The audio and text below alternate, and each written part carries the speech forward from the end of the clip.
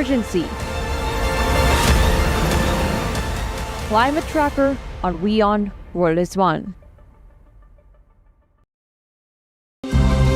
To bring the benefits of the Subhash Chandra Show to your educational institution, teachers and students, send an invitation to Juhi Jha at juhi@such.org.in.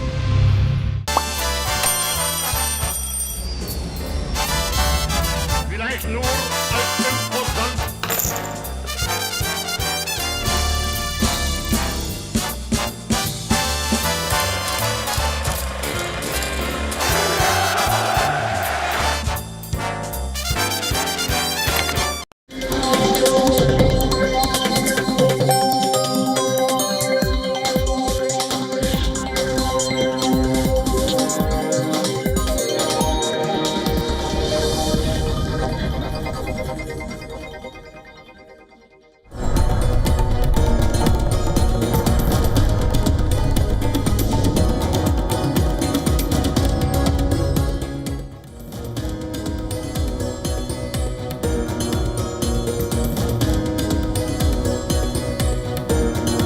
Welcome back, viewers. You're watching WION World is One. This is World DNA, the show that gets you ahead of the rest. I'm Shivan Janna. And I'm Heem Kaur Suraya, and on the show today, as the deal between Israel and Hamas is nearly final, hundreds of people marched in Jerusalem against the expected agreement for a Gaza ceasefire and the hostage release deal.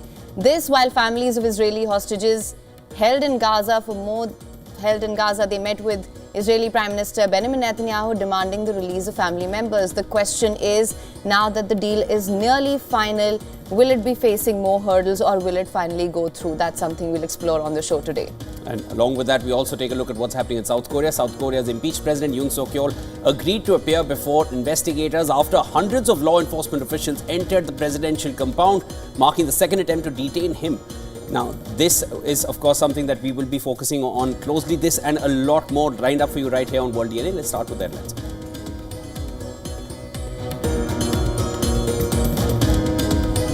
Investigators say they've arrested South Korean President Yoon Suk-yeol after they forced their way into his residence.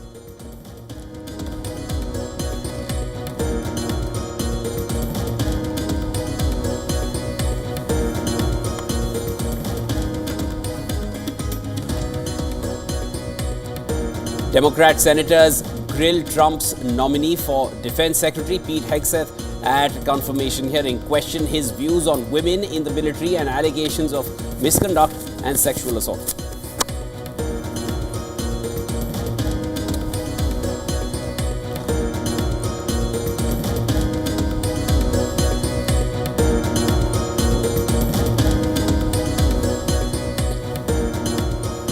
Israel and Hamas working in Doha to finalize the details of truce and hostage release deal.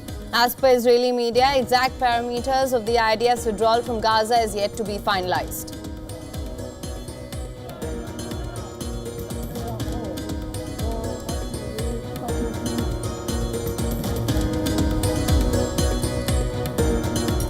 UK Minister Tulip Siddiqui quits government amid Bangladesh probe, and this is after repeated questions raised about her financial links to the ousted Bangladeshi government run by her aunt Sheikh Hasina.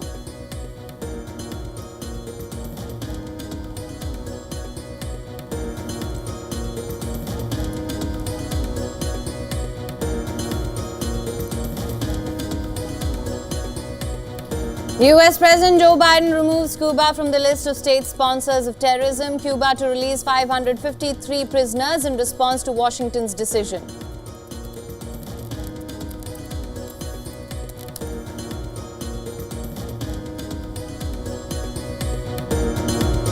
Winter chill intensifies in northern India, Delhi and neighbouring cities covered in a thin layer of fog.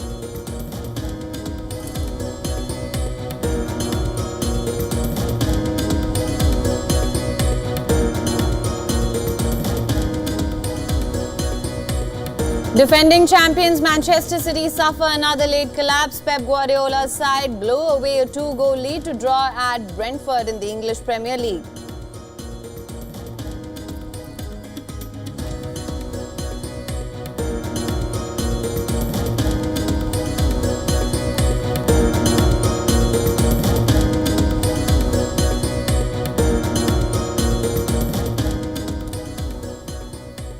Hundreds of people marched in Jerusalem against an expected agreement between Israel and Hamas for a Gaza ceasefire and hostage release deal. Now, Israeli protesters chanted, and I quote here, "You don't make a deal with the devil," and shouted that the Israeli government has no mandate to surrender to Hamas.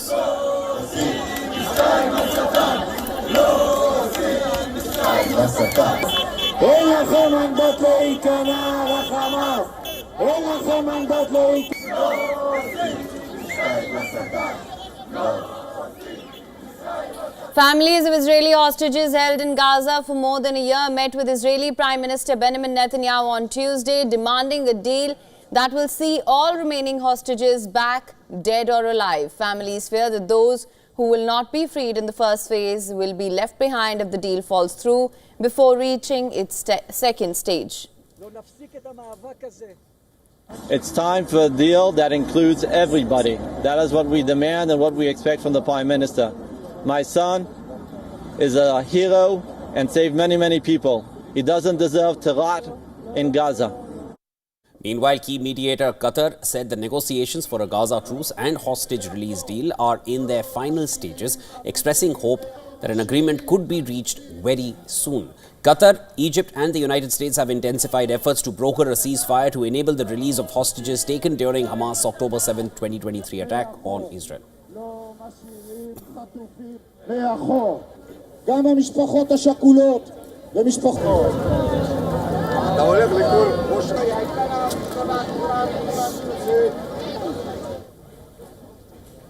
US President Joe Biden and his Egyptian counterpart Abdel Fattah al-Sisi said in a phone call that flexibility was necessary by both sides in order to cement a truce in Gaza between Israel and Hamas. US Secretary of State Anthony Blinken said the ceasefire is right on the brink and word could come within hours or days. He asserted that it was up to Hamas to seal a Gaza ceasefire now. Over the past several weeks, our intensive efforts have brought us to the brink of full and final agreement. On Sunday, the United States, Qatar, and Egypt put forward a final proposal. The ball is now in Hamas's court. If Hamas accepts, the deal is ready to be concluded and implemented.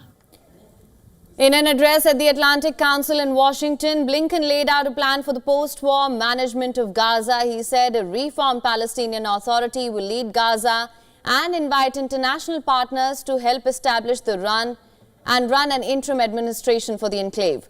Blinken also said that Israel will have to accept reuniting Gaza and the West Bank under the leadership of a reformed Palestinian Authority. Israelis must decide what relationship they want with the Palestinians. That cannot be the illusion that Palestinians will accept being a non-people without national rights. 7 million Israeli Jews and some 5 million Palestinians are rooted in the same land. Neither is going anywhere. Israelis must abandon the myth that they can carry out de facto annexation without cost and consequence to Israel's democracy, to its standing, to its security.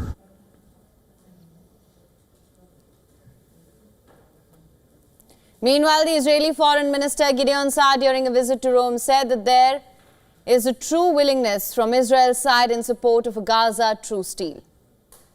I believe that if we will achieve this hostage deal, we will have a majority in the government that will support the agreement. So this is the simple answer. I know there is a true willingness from our side to reach an agreement. Meanwhile, the Palestinian Health Ministry said that an Israeli airstrike on the Jenin refugee camp in the occupied West Bank killed 6 people, including a teenager, with the Israeli military confirming that it carried out an attack in the area. Furthermore, Israel's military said that it successfully intercepted a missile fired from Yemen that sent sirens blaring across the center of the country in the early morning hours. However, Yemen's Iran-backed Houthi rebels said they will carry out further attacks on Israel in support of the Palestinian resistance.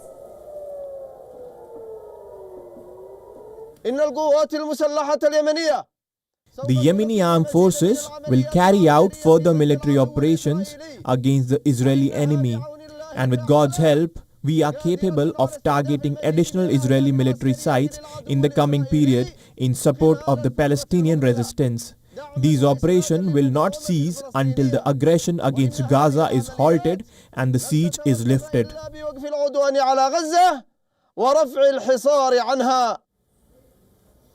Investigators say they have arrested South Korean President Yoon Suk-yeol after they forced their way into his residence. Yoon is the first sitting president in South Korean history to be arrested. Hundreds of law enforcement officials entered the presidential compound in what was the second attempt to detain him over the imposition of martial law last month.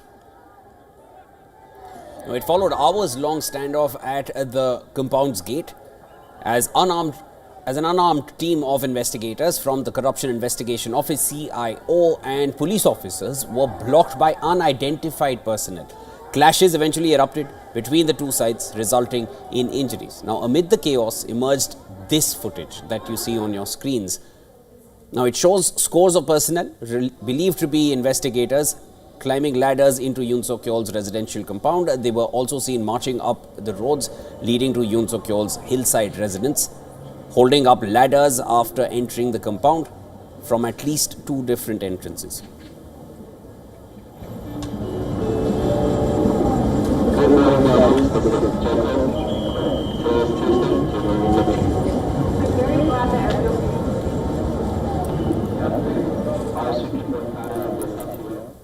While suspended from his duties, Yoon remains in office until South Korea's Constitutional Court upholds his impeachment. The Constitutional Court is to decide within 180 days whether to remove Yoon from office or restore his presidential powers. The court's 8 judges will decide mainly 2 issues: whether Yoon's martial law declaration was unconstitutional and whether it was illegal, either of which could prove grounds to uphold his impeachment. He has justified his martial law decree as a legitimate act of governance against anti-state opposition. The trial started yesterday but ended within 4 minutes because of his absence.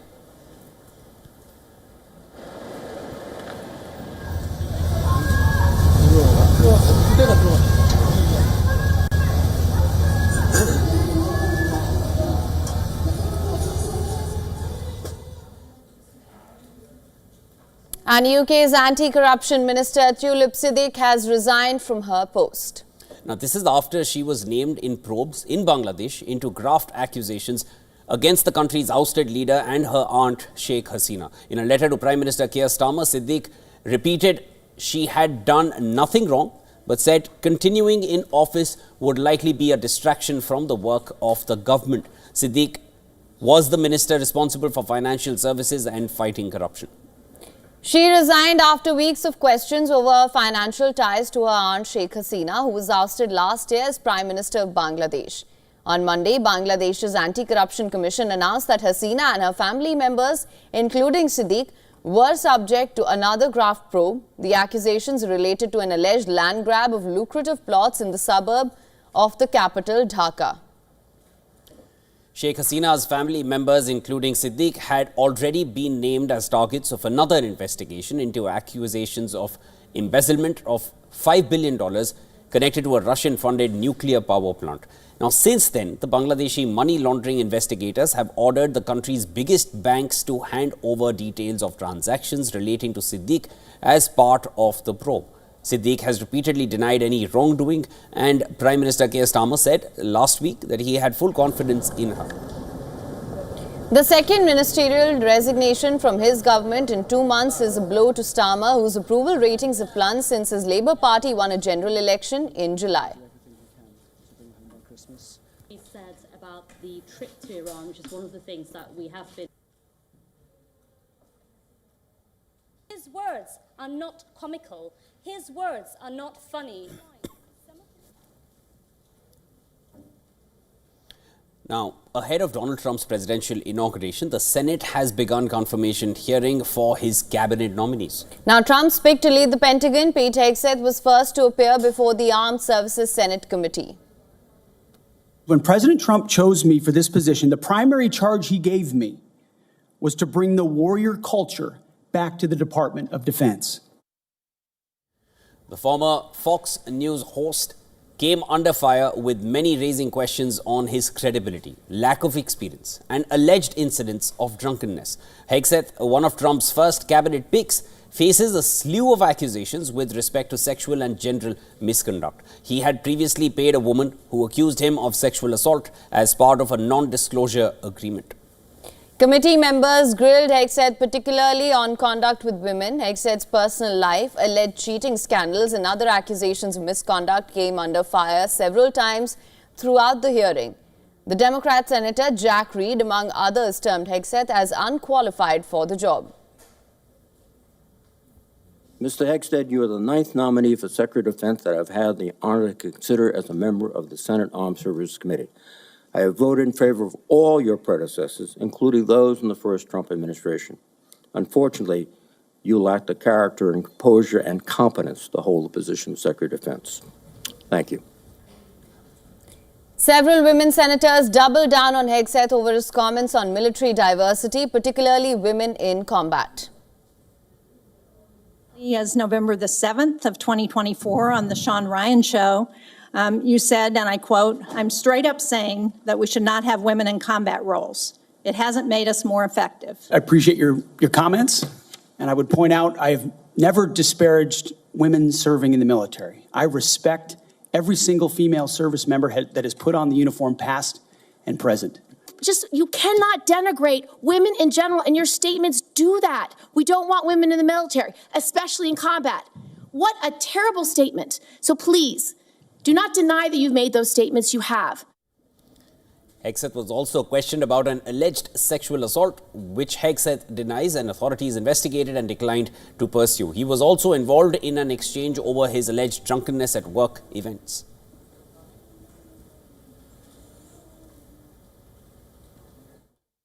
On Memorial Day 2014, at a CVA event in Virginia, you needed to be carried out of the event for being intoxicated. Senator, anonymous smears. Just true or false? Very simple. Summer of 2014 in Cleveland, drunk in public with the CVA team. Anonymous smears. Republican senators, however, came to Hegseth's defense and accused Democrats of just putting on a show. Now, Hegseth has vowed to abstain from alcohol if confirmed and said he made some financial errors but denies any wrongdoing. He remains one of the most controversial individuals to be hired by Trump in his upcoming presidency. He has also been under the lens for alleged financial mismanagement at a veterans organization.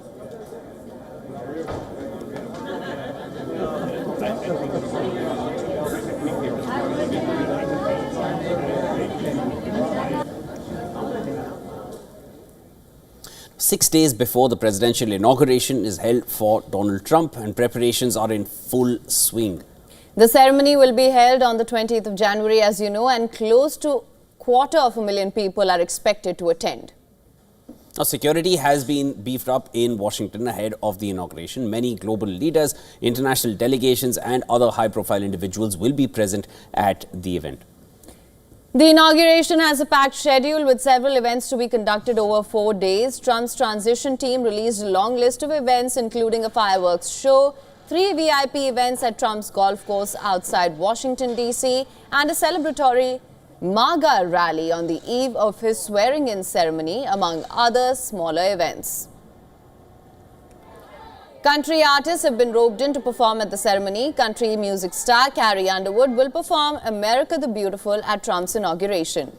Meanwhile, the 1970s disco band Village People will perform at 2 other inaugural events. According to media reports, the Trump-Vance Inaugural Committee raked in funding of over $170 million for financing the events and logistics of the inauguration.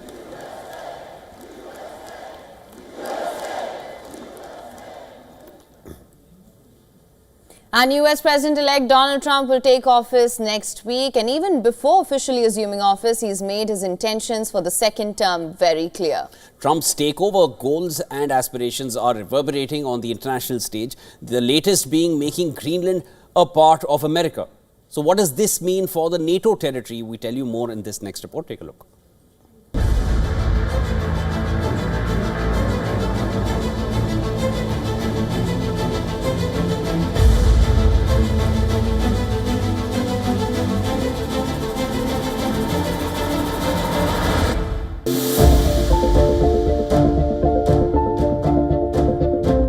Donald Trump raised alarm bells last week when he said that he won't rule out the use of military power to bring Greenland and the Panama Canal under US governance. Greenland is an autonomous territory under the Kingdom of Denmark, which makes it a part of the NATO alliance.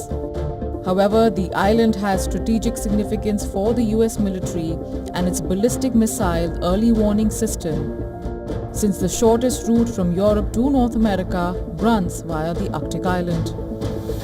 The US military maintains a permanent presence at the Pituffik Air Base in Greenland's northwest. But Trump's interest in Greenland is not new. The US president-elect also raised the idea of buying the island during his first term, drawing a sharp refusal from local authorities. Well, we need Greenland for national security purposes. I've been told that for a long time, long before I even ran. I mean, people have been talking about it for a long time. You have approximately 45,000 people there. People really don't even know if Denmark has any legal right to it. But if they do, they should give it up because we need it for national security. That's for the free world. Of course, I want to say some words on the discussion taking place about Greenland right now. I want to make it very clear that in the eyes of the Danish government, Greenland is for the Greenlandic people. It is a very proud people with its own language and culture. It is a people that is their own. And as the chairman of the government of Greenland, Knut Egde, has stated before, Greenland is not for sale. But are the residents of Greenland buying Trump's idea? According to a recent survey by Patriot Polling, majority of Greenlanders are in support of Greenland joining the United States. The poll, conducted earlier this month, found that 57.3% of 416 respondents approve of Greenland becoming a part of the US. On the other hand, 37.4% oppose the idea, and 5.3% remain undecided. The survey comes at a time when Republican lawmakers in the US House of Representatives are trying to build support for a bill on authorizing talks for the purchase of Greenland. According to the Office of US Representatives, the bill is called Make Greenland Great Again Act. It reportedly has 10 co-sponsors as of Monday morning. If passed, the bill will allow the president to enter into negotiations with Denmark. The leadership in Greenland is not pleased, nor is that of Denmark. Addressing a press conference alongside Danish Prime Minister, Greenland's leader said that the country was not for sale. Denmark Prime Minister reiterated the point, adding that in the eyes of the Danish government, Greenland is for the Greenlanders. The island's leadership is also looking to strengthen its defense and mining ties with US. Greenland's Prime Minister went on to say that his government is looking for ways to cooperate with the United States and that it was ready to start a dialogue with Trump's incoming administration. However, he did not give any indication that the island would be open to a US takeover.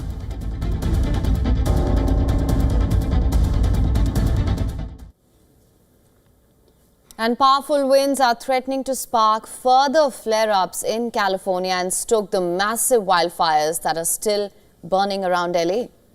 Well, the tragedy has killed at least 24 people already and left the city shaken. It's been over a week since the disaster hit America's second biggest city. It has destroyed more than 12,000 buildings and more than 90,000 people are still displaced. Forecasters have predicted the return of particularly dangerous Santana winds. The National Weather Service has warned residents to stay aware of surroundings and be ready to evacuate. To a large part of Southern California is under a red flag warning and officials are bracing for further difficulties. Forecasters say peak winds are now expected between 3 a.m. and 3 p.m. local time on Wednesday. Speaker Mike Johnson has said that President-elect Donald Trump plans to visit areas in Southern California burnt by the wildfires. Johnson gave no details about when Trump would visit, but he also discussed supplemental legislation that may include disaster aid to California.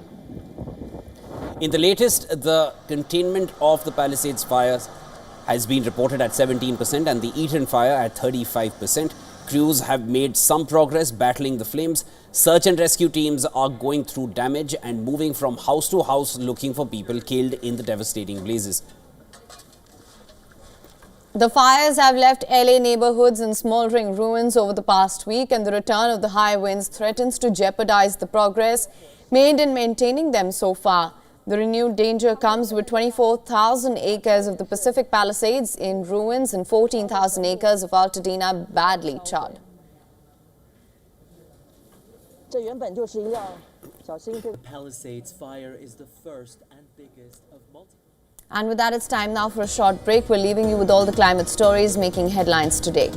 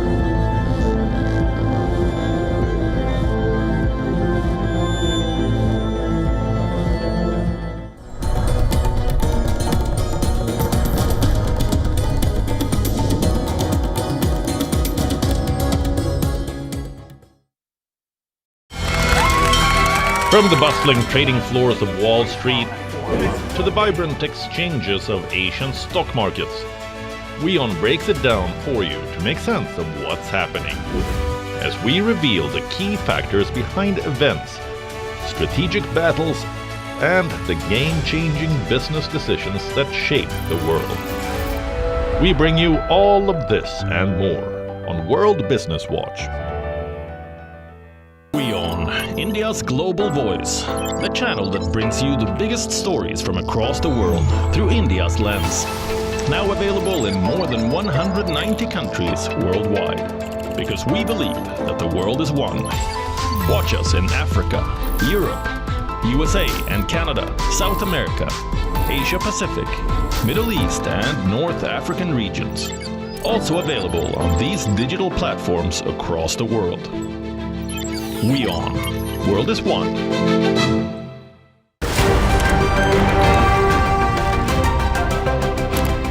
Ready to dive into your daily dose of news? Bringing you what's trending in the West and all that's setting trends in the East. And all of this served up with a side of insightful banter. We don't just bring you the latest stories. We bring you your talking points for the day. And while you do that, from the busy streets of New York, I will provide you with deeper insights on the developments through the course of the day in the US. And I will be here at the WION headquarters, getting you all the action from the universe of sport. All that you need to know about your favorite teams and players, right here. The show that keeps you ahead of the global curve. A conversation you'd want to be a part of. A place where news becomes an engaging exchange. We bring you stories that impact your present. This is World DNA. Join the conversation.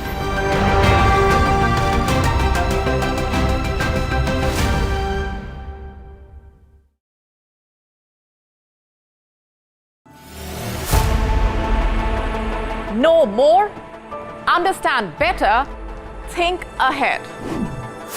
Hello and a very warm welcome. You are watching Gravitas with me, Molly Gambhir.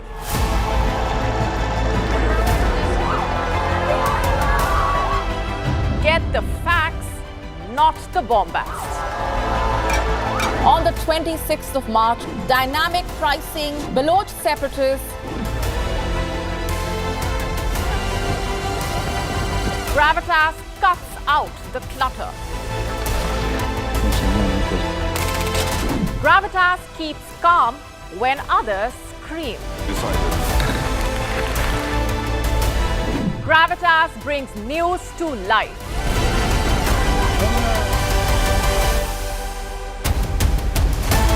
Weekdays, 9 p.m. IST, 3:30 p.m. GMT. Gravitas. Seeing is believing.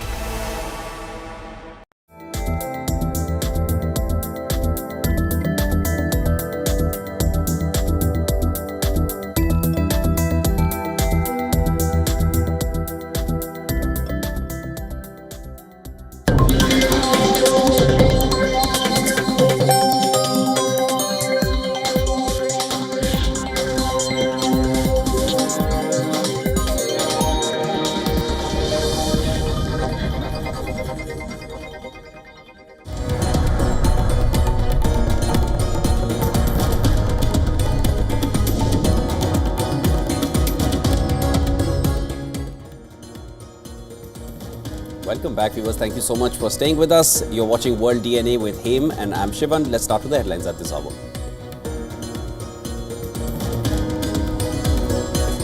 Devotees take a holy dip at Triveni Sangam on the third day of Mahakumbh, day after nearly 35 million took part in the first Amrit Snan.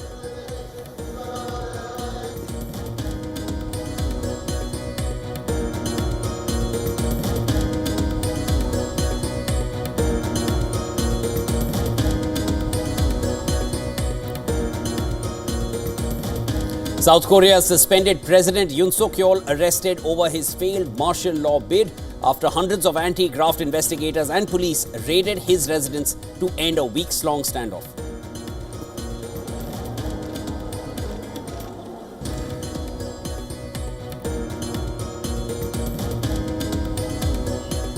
Israel and Hamas working in Doha to finalize the details of truce and hostage deal, reports Israeli media. Exact parameters of the IDF's withdrawal from Gaza is yet to be finalized.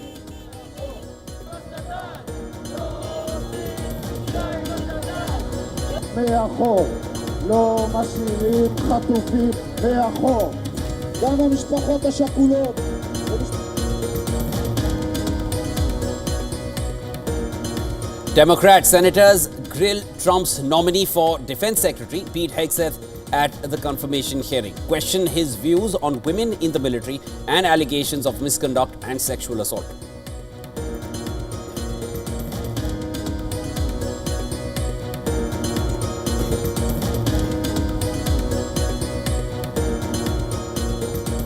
US President Joe Biden removes Cuba from the list of state sponsors of terrorism. Cuba to release 553 prisoners in response to Washington's decision.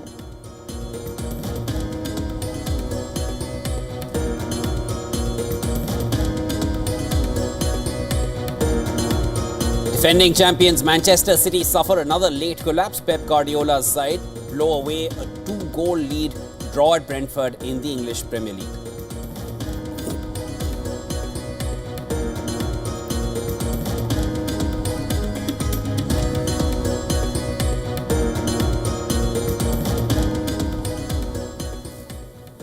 The Philippines has raised an alarm over China's increasing aggression in the disputed South China Sea. Now, it says it is keeping all the options open, including the potential for new international lawsuits. Our next report tells you how China's so-called monster ship is ruffling feathers at Manila.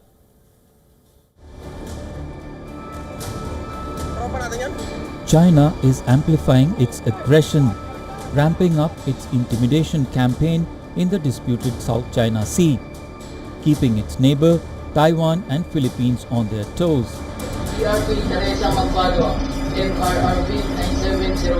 These are the images of Philippine Coast Guard warning Chinese ship from entering into its maritime zone. It is CCG-5901, nicknamed Monster Ship, the world's largest Coast Guard vessel that belongs to China. The gigantic ship is 541 feet long and has a displacement of 12,000 tons. It is said to be thrice the size of US Coast Guard vessels. The ship is also known to have more firepower as compared to its counterparts in the US. Armed with anti-aircraft guns, CCG-5901 has two main 76.2mm guns to tackle threats in the high seas. Its massive fuel storage capacity allows it to undertake extended missions up to 45 days. Philippines is protesting against China's continued presence in its economic zone and territorial waters.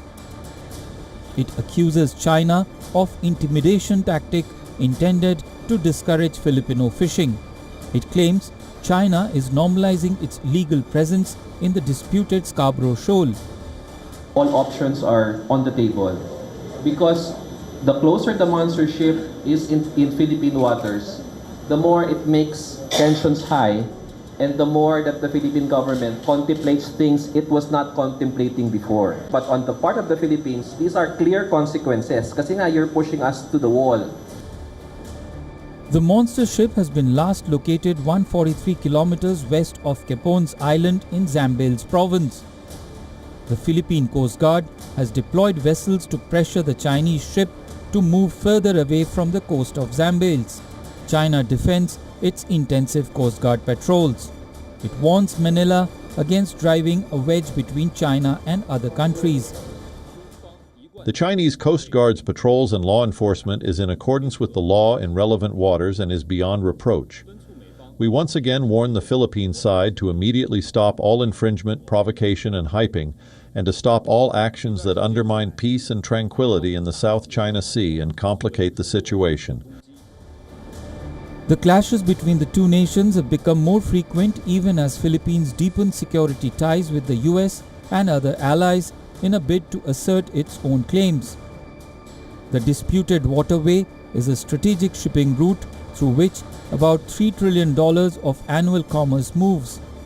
How far will China go to prove expansive claims is yet to be seen.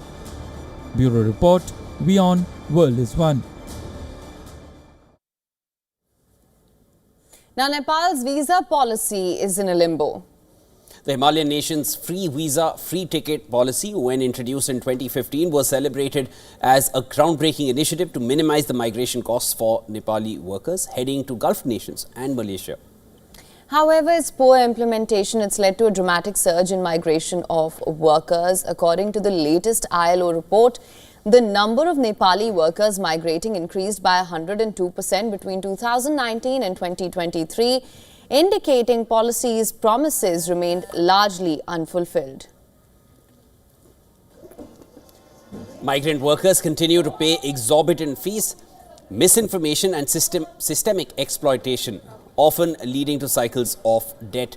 The primary reasons for this shortfall includes the deeply politicized environment in which recruitment agencies operate.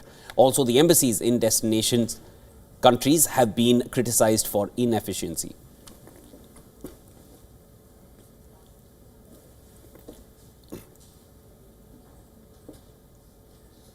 Now, it's been a sad day for beachgoers in Sydney. At least 9 beaches have been shut for bathers, and this also includes the well-known Manly Beach. Now, authorities have closed the beaches after small white and grey balls of debris washed up on the shores at the height of summer holiday season. Northern Beaches Council say it is working on safely removing the matter. The council in a statement says that most of the samples of the ball-shaped debris are the size of marbles, with some a little larger in size.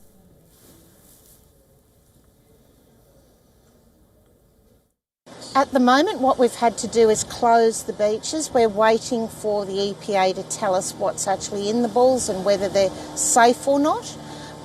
So yes, at the moment we're trying to keep everybody as safe as possible, keep them off the beach, but it's such a beautiful day today, so I can totally understand why most people want to still come down to the beach. And yes, at the moment we're also organising a clean-up of the balls as well. Last year in October, several beaches, including the iconic Bondi Beach, were shut after thousands of black balls appeared on the shores. An inquiry later found that those balls were formed from fatty acids, chemicals similar to those in cosmetics and cleaning products, as well as hair, food waste and other materials associated with wastewater.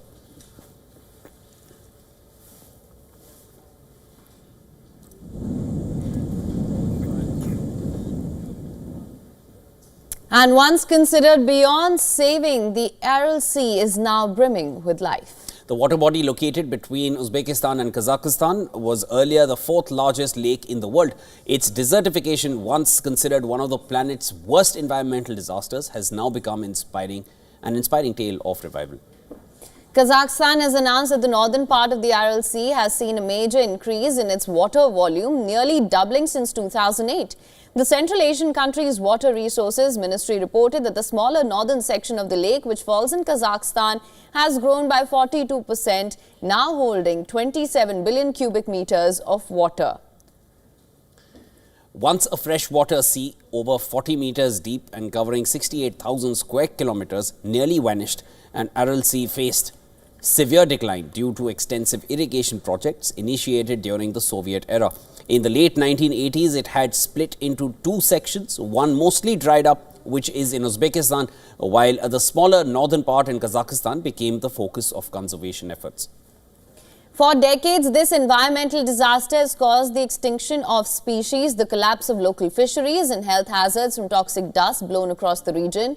But since 2008, the northern section has experienced a remarkable recovery, with its water volume increasing by 42%, reaching 27 billion cubic meters. Now, this turnaround has been the result of a major conservation project supported by Kazakhstan, the World Bank and other Central Asian countries. The project, which included the construction of Kokaral Dam and new infrastructure to prevent water loss, has allowed water from the Sirdarya River to flow into the northern basin, reducing salinity and encouraging aquatic life. Reports indicate the drying of the Aral Sea has caused Central Asia to become dustier, with dust emissions nearly doubling from 1985 to 2015. As the lake shrank, it transformed into a new desert, which has negatively affected local air quality and contributed to changes in the regional climate.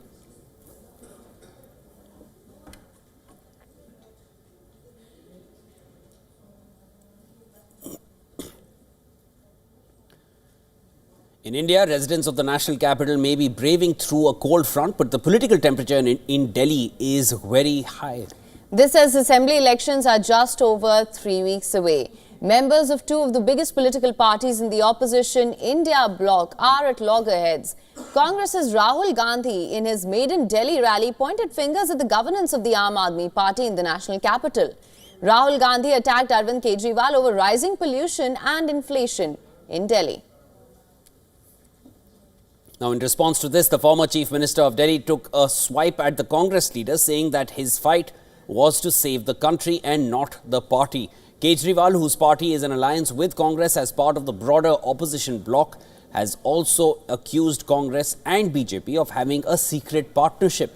But in the backdrop, reports reveal that there is another alliance of sorts being formed for the Delhi elections. JDU, which is in coalition with BJP in the central government, is discussing a seat distribution arrangement with BJP in the national capital.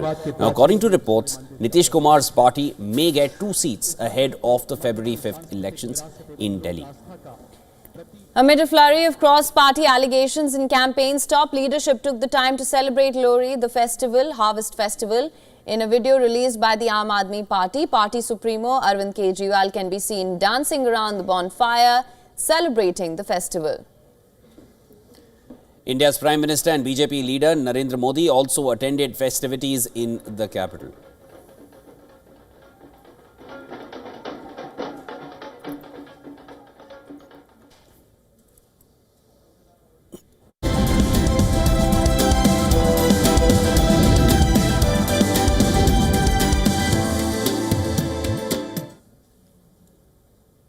Now, Japan's weakening currency has led to a surge in foreign visitors, with analysts calling the country on a 30% off sale.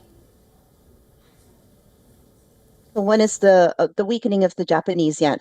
Now, obviously, when everyone travels, I think Japan would have been on their bucket list, maybe for years. But seeing the Japanese yen and the currency fall at the moment, I think it's a prime time, because at the moment, Japan is like on a 30% off sale. So it's very cheap for a lot of people to come. The weakened yen has made Japan an attractive destination for international travelers, offering more value for money. In the first 11 months of 2024, Japan saw over 33 million foreign visitors, surpassing its 2019 record of 31.88 million. November alone saw a 30.6% year-on-year increase, with 3.18 million foreign visitors arriving. This consistent growth is driven by favorable exchange rates in the country.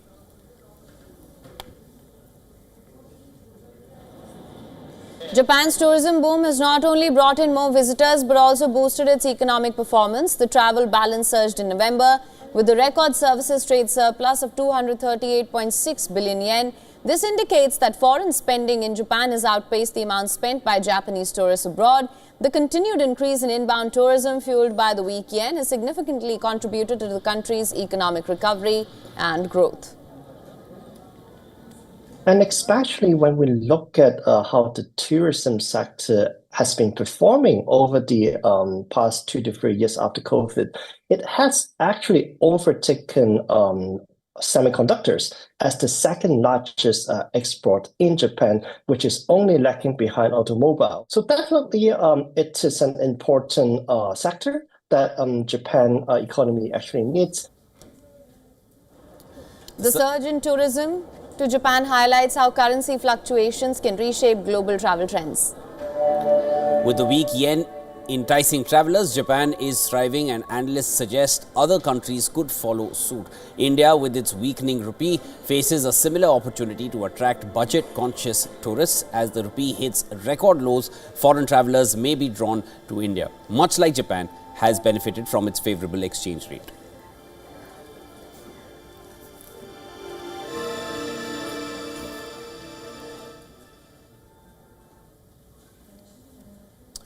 Artificial intelligence, automation and the rise of green industries is rapidly reshaping the job market.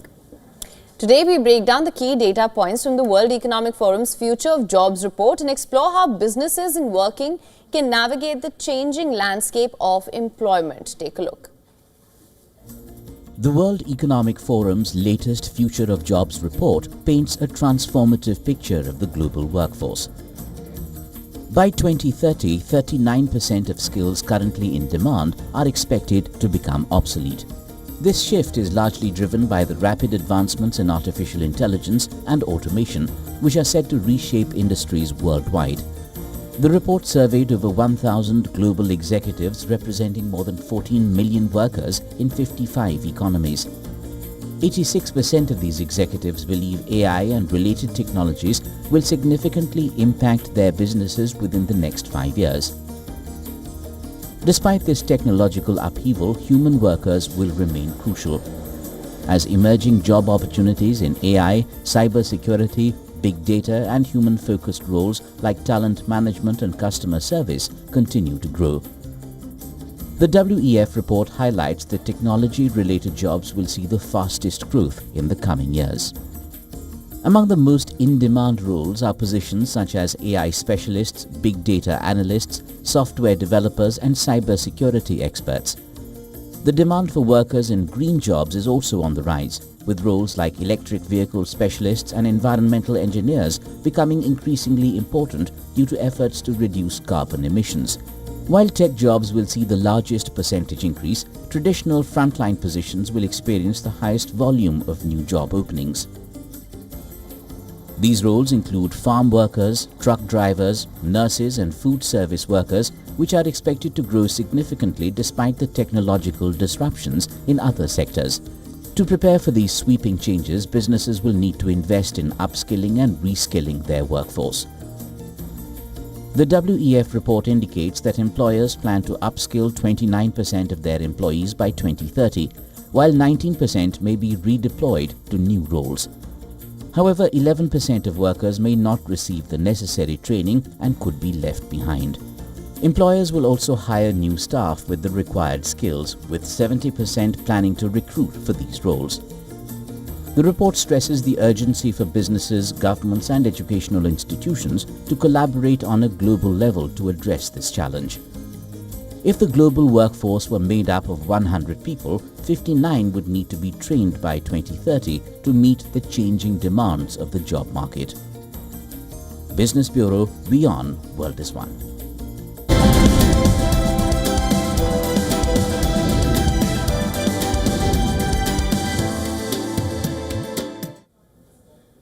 Now, any hopes of Manchester City getting back into the title race were dashed by another late collapse. The defending champions blew away a 2-goal lead in the final 10 minutes to draw 2-2 at Brentford in the English Premier League. Now, Pep Guardiola's side travelled to West London on the back of 3 consecutive wins, seemingly putting an end to the slump that had seen them secure just 1 victory in their previous 13 matches. Sprung to life in the second half. Belgian playmaker Kevin De Bruyne delivered a perfect... Especially was in we didn't take the right decision in the final third. When the actions where we could run, because long balls we win and we could run, and in that moment we didn't take the right decisions. And you know, Mateus in the first half, and Erling in 1 or 2, and Savinho 1 or 2, 3. That is situations that it will be feel again, will be more composed, attack more the opponent, attack more the keeper, in the last moment make more. So maybe it would have been different.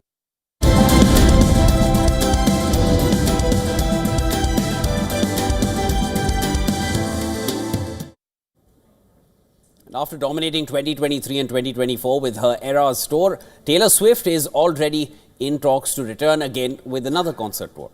Shanghai authorities have held preliminary talks with the pop superstar Taylor Swift's team over the possibility of her performing in the Chinese financial hub. Various Chinese media outlets, the paper reported the news citing a city official. Swift's Eras global tour was the first to earn over $1 billion in revenue after it wrapped up last year, with the performances credited as bringing economic benefits to locations across the United States, Europe and Asia. The American singer did not perform in China, where she is also widely popular. Zhang Ji, the deputy director of Shanghai's Culture and Tourism Bureau, told various news outlets in the country that they had met Swift's team in the city. A statement from them said, and I'm going to quote here, "As for whether it can take place in the end, we feel that it will have to depend on the market and the attractiveness of the city of Shanghai. But we are optimistic that there may be hope this year." This was mentioned on the sidelines of a local political event. Swift's publicist did not immediately respond to a request for comment on the same.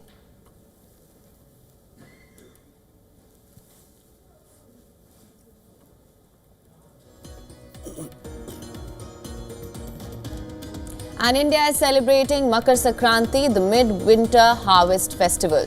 And of course, Makar Sankranti marks the end of the winter solstice, whether through kites in Gujarat, prayers in Uttar Pradesh or Pongal in Tamil Nadu.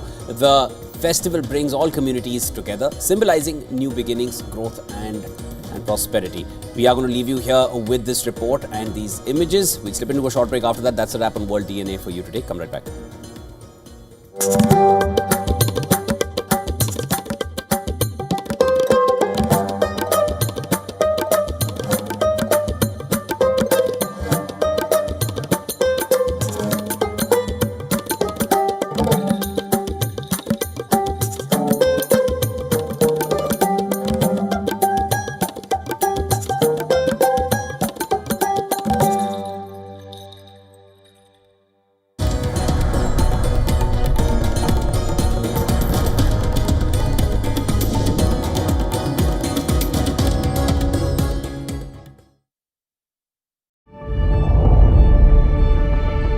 The Earth is sending distress signals.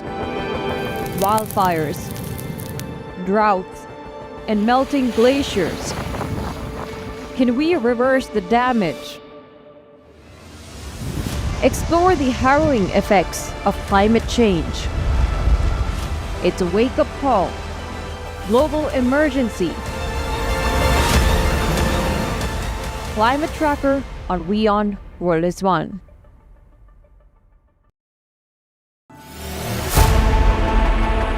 Know more, understand better, think ahead. Hello and a very warm welcome. You are watching Gravitas with me, Molly Gambhir.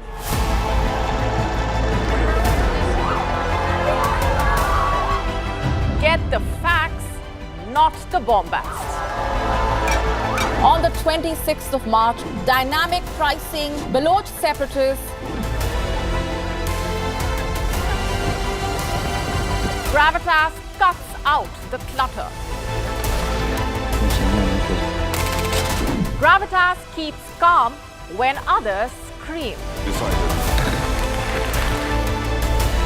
Gravitas brings news to life.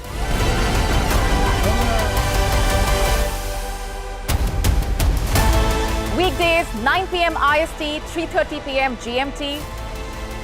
Gravitas. Seeing is believing.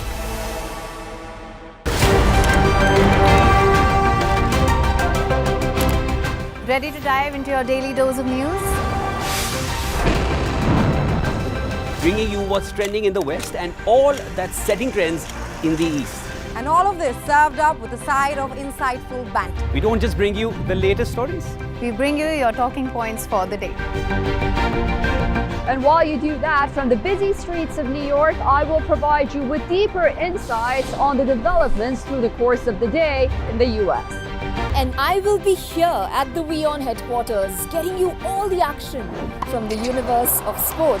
All that you need to know about your favorite teams and players, right here. The show that keeps you ahead of the global curve. A conversation you'd want to be a part of.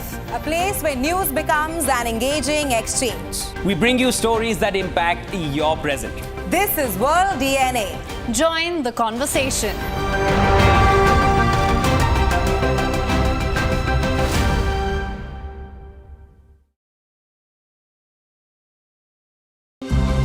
To bring the benefits of the Subhash Chandra Show to your educational institution, teachers and students, send an invitation to Juhi Jha at juhi@such.org.in. WION, India's global voice, the channel that brings you the biggest stories from across the world through India's lens. Now available in more than 190 countries worldwide. Because we believe that the world is one. Watch us in Africa, Europe, USA and Canada, South America, Asia Pacific, Middle East and North African regions.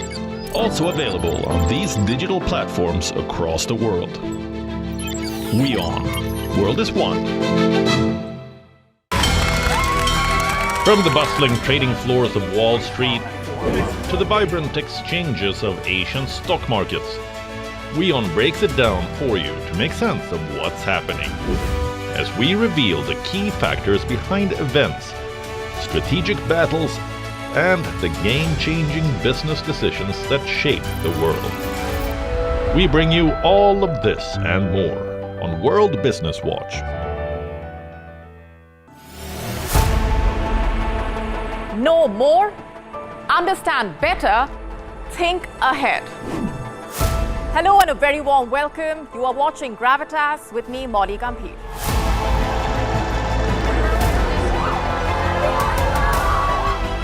Get the facts, not the bombast.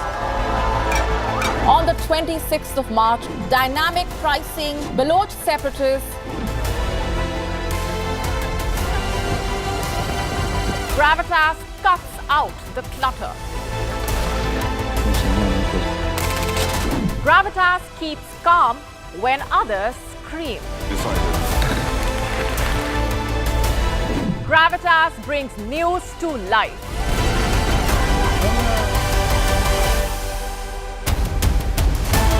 Weekdays 9 p.m. IST, 3:30 p.m. GMT. Gravitas. Seeing is believing.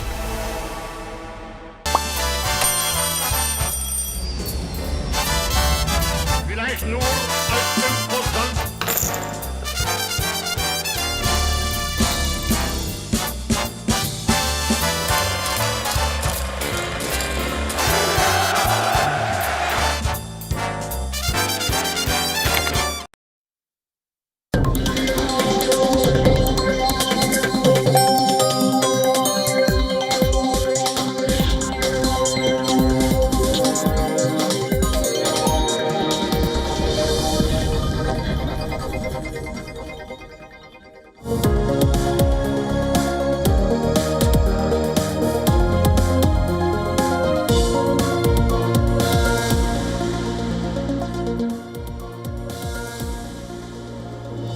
Hello and welcome back. Thanks for staying with us. You're watching WION World is One with me, Jyotsna Kumar. Let's begin with the headlines. Devotees take holy dip at Triveni Sangam on third day of Mahakumbh, day after nearly 35 million take part in first Amrit Snan.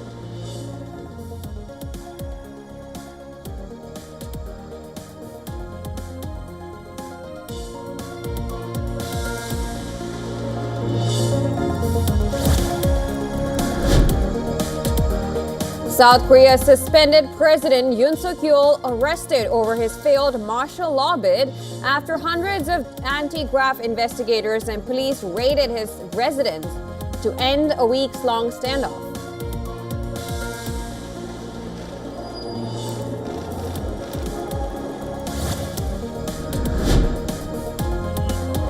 Israel and Hamas working in Doha to finalize the details of truce and hostage deal, reports Israeli media. Exact parameters of IDF's withdrawal from Gaza yet to be finalized.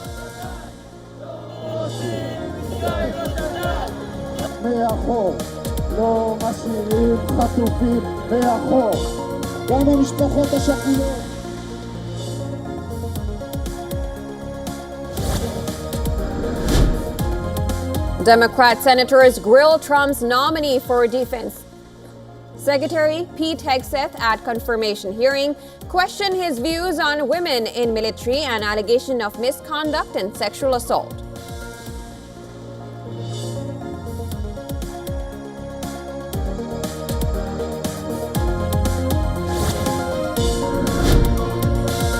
U.S. President Joe Biden removes Cuba from the list of state sponsors of terrorism.